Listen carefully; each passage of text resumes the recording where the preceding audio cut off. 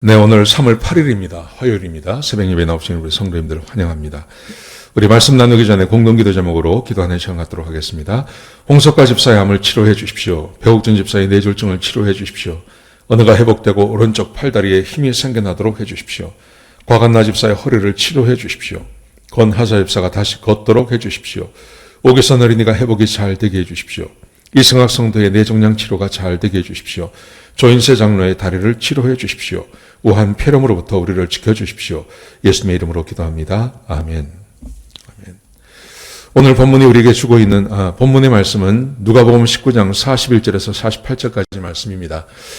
본문이 우리에게 주고 있는 교훈은 경고, 예수 그리스도의 경고를 무시한 대가를 치른다는 것입니다. 예수님께서 경고하시고 경고하셨는데 예수님의 말씀을 무시한 사람들이 받는 대가, 그 대가가 얼마나 큰지를 본문이 우리에게 가르쳐주고 계십니다. 예수님께서 예루살렘에 이제 들어가셨습니다. 어제 말씀에 예수님이 예루살렘에 들어가실 때 이제 말을 타시고 그 어린 나귀를 타시고 들어가지 않습니까? 이제 예루살렘에 입성하셨습니다. 입성하신 예수님께서 첫 번째 하신 일, 예루살렘 성을 바라보시면서 우시는 것이었습니다. 그 성을 바라보며 예수님께서 우셨습니다. 왜 우셨냐 하면, 자, 이렇게 말씀하세요. 42절에 보시면요. 너는 오늘 평화에 관한 일을 알았더라면, 예루살렘 네가, 예루살렘 성이 평화에 관한 일을 알았다면 좋을 뻔했다. 근데 지금 너의 눈이 숨겨졌다. 자, 이 말의 의미는요. 예루살렘 성이 평화를 계속해서 지켜낼 수 있는 기회가 있었다는 겁니다. 그런데 그 기회를 놓쳤습니다. 그 기회를 놓쳐서 이제 이 평화가 끝나간다는 겁니다. 그러면서 말씀하시기를 왜 그런 일이 벌어지냐 하면 하나님께서 너의 눈을 감기셨어요. 하나님의 말씀을 듣지 못하게 하셨다는 것입니다. 자, 이게 무슨 말입니까? 자, 보세요. 2절에 보시면, 그 다음 절 43절에 보시면 날이 이를 것인데 내 원수들이 토둔을 쌓고 흙으로 둔덕을 쌓아서 너를 둘러 사면으로 가두고 그 다음 말씀 44절에 보시면요. 너와 및 그 가운데 있는 내 자식들을 땅에 메어치고 돌 하나도 돌 위에 남기지 않을 것이다. 예루살렘의 멸망을 말하는 것입니다. 예루살렘의 멸망. 그러니까 지금 예수님께서 말씀하신 것을 보면요. 이 말씀의 내용을 보면 앞으로 예루살렘이 멸망하게 될 텐데 그 멸망을 피할 수 있는 길이 있었다는 겁니다. 그런데 이스라엘 백성들이 하나님께서 말씀하시는 것을 귀를 기울이지 않습니다. 그래서 결국은 망하게 되었다고 예수님께서 말씀하신 겁니다. 언제 이런 일이 벌어집니까? AD 70년에요. AD 70년에 로마의 티토 장군이 와서 예루살렘을 정말 멸망시켜버립니다. 돌 위에 돌 하나도 남지 않게 다 멸망시켜버립니다. 성전도 부셔버리고 성벽도 무너지게 만듭니다. 그리고 한쪽 벽만 남아있죠. 그게 지금 이스라엘에 남아있는 통곡의 벽입니다. 그 하나만 남겨놓고 모든 것을 다 파괴시켜버립니다. AD 70년에 그 일이 벌어지게 되는 것입니다. 근데 보세요. 44절에 보시면 이는 왜 이런 일이 벌어지냐 하면 예수님께서 앞뒤로 설명을 하십니다. 왜 이런 일이 벌어지냐 하면 내가 보살핌 받는 날을 알지 못함을 인함이라. 하나님의 보호하심이 있습니다. 하나님의 보살핌이 있는데 그 하나님의 보살핌을 거부했기 때문에 지금 이런 일이 앞으로 벌어지게 될 거라는 것입니다. 하나님께서는 이스라엘 백성들, 특별히 자기 백성이든지 자기 백성이 아니든지 하나님께서 아무 경고 없이 그들을 치는 경우는 단 한 번도 없으셨습니다. 소돔과 고모라가 얼마나 타락했습니까?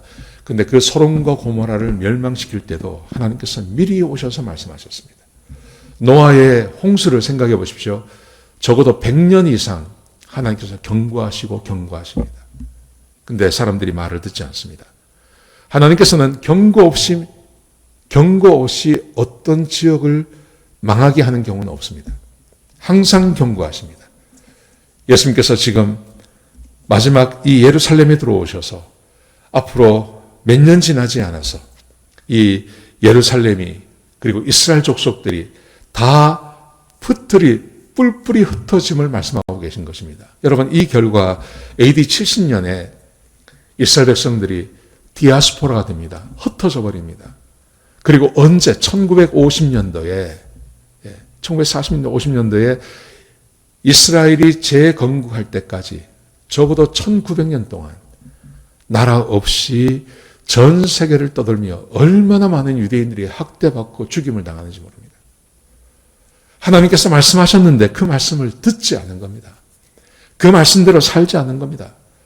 그래서 지금 이런 일들이 벌어지고 있는 것입니다. 자, 그러면서 예수님께서 다시 한번 경고하십니다. 어떤 경고인지 한번 들어보세요. 예수님께서 성전에 들어가셨습니다.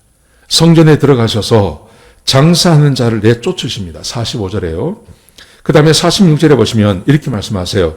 기록된 바 내 집은 기도하는 집이 되리라 하였다. 그러나 너희는 강도의 소굴을 만들었다.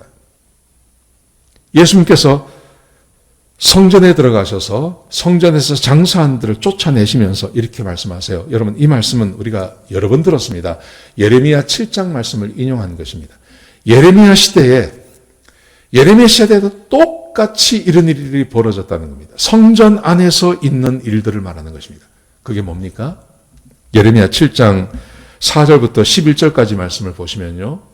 하나님께서 이스라엘 백성들을 타져서 이렇게 말씀하십니다. 너희는 여기가 여호와의 성전이라 하는 말을 믿지 마라. 여기는 여호와의 성전이 아니란 말이죠. 왜냐하면 이유를 설명하십니다. 너희가 도둑질하며 살인하며 간음하며 거짓 맹세하며 바알에게 분향하며 너희가 알지 못하는 다른 신들을 따르면서 내 이름으로 일컬음을 받는 이 집에 들어와서 내 앞에 서서 너희가 말하기를 우리는 구원을 얻었다 하는도다. 이스라엘 백성들이 하나님을 섬기지 않습니다. 나가서 간음하고 살인하고 도둑질하고 온갖 죄를 다 짓습니다. 심지어 이방인의 바알까지 섬깁니다. 밖에 나가서는요. 그러면서 1년에 한 번씩 성전을 찾아오는 겁니다. 성전을 찾아와서 그들이 이렇게 말을 합니다. 우리는 구원받은 하나님 백성입니다. 이렇게 말을 한다는 거예요. 그러면서 하나님께서 말씀하시기를 이렇게 하는 행위는 이런 것은 여호와의 성전이 아니다. 무슨 말이냐면 하나님께서 이곳에 계시지 않는다 이 말입니다. 그러면서 말씀하십니다. 11절에 보시면 예레미야 7장 11절에 보시면 내 이름으로 일컬음을 받는 이 집이 너희 눈에는 도둑의 소굴로 보이느냐. 강도의 소굴, 도둑의 소굴 이런 말이죠. 나하고 내가 그것을 보았노라 여호와의 말이니라. 너희가 온갖 죄를 지으면서 한 번씩 정기적으로 찾아와서 너희가 말하기를 우리는 하나님 백성입니다. 이렇게 하는 이유가 뭐냐 하면 나가서 또 죄를 지으려고. 하나님께서 성전에 대해서 말씀하실 때 성전, 성막의 역할 중에 하나가 죄사함이죠. 1년에 한 번 모든 백성의 죄를 다 사해 주시는 거 아닙니까? 근데 이거는요, 사람이 살면서 어쩔 수 없어서 지은 죄에 대한 죄사함이에요.